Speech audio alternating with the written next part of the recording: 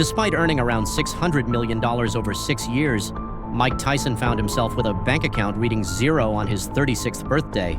How did he go bankrupt? Tyson himself admitted that financial literacy was absent from his upbringing, which became an issue when he began earning millions as a teenager. I never really learned the art of handling money. By age 20, after becoming the world champion, Tyson was making an average of $7.5 million per fight, not including other income streams. He secured over $50 million from casino deals and was paid $3.5 million for a guest spot at WrestleMania, while Mike Tyson's Punch-Out sold 2 million copies in its first year. By 1990, Tyson was the highest-paid athlete globally, earning an estimated $28.6 million that year. However, this changed when he was imprisoned 2 years later.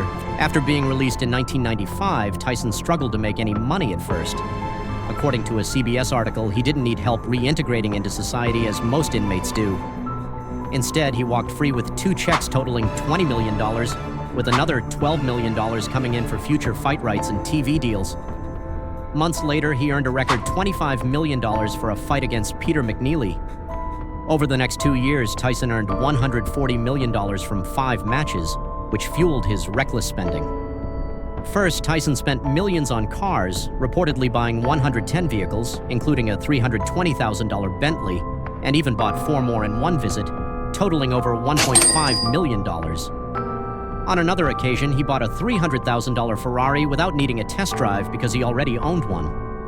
In one bizarre instance, he avoided trouble when pulled over in a Rolls-Royce by giving the car to the officer, who was later fired.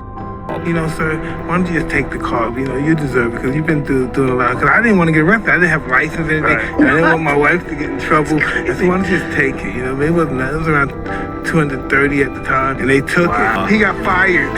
He did?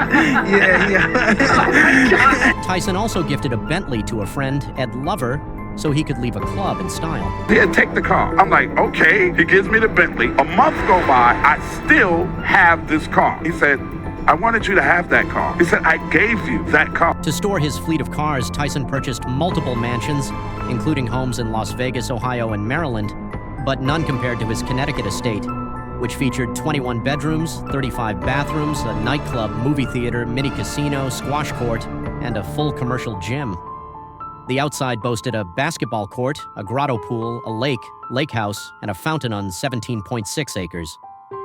Tyson eventually sold the property to 50 Cent, who later called it his biggest financial mistake. The most, like, when you wasted money. The Tyson crib's like that. How much was the upkeep, guesstimate per year? About $700,000. Which paled in comparison to the lavish gifts he bought for his first wife, Robin Givens, including a $2.2 million solid gold bathtub.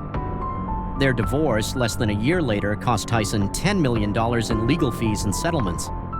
He also spent $410,000 on a birthday party, $140,000 on 2 white Bengal tigers, and $325,000 a year on their care, including food and an animal trainer. Tyson once had to pay $250,000 after a friend was bitten by one of the tigers. Another costly incident was the 1997 match where Tyson bit a piece of Evander Holyfield's ear, leading to a $3 million fine. Later, he bit Lennox Lewis's leg during a press conference, resulting in another $335,000 fine.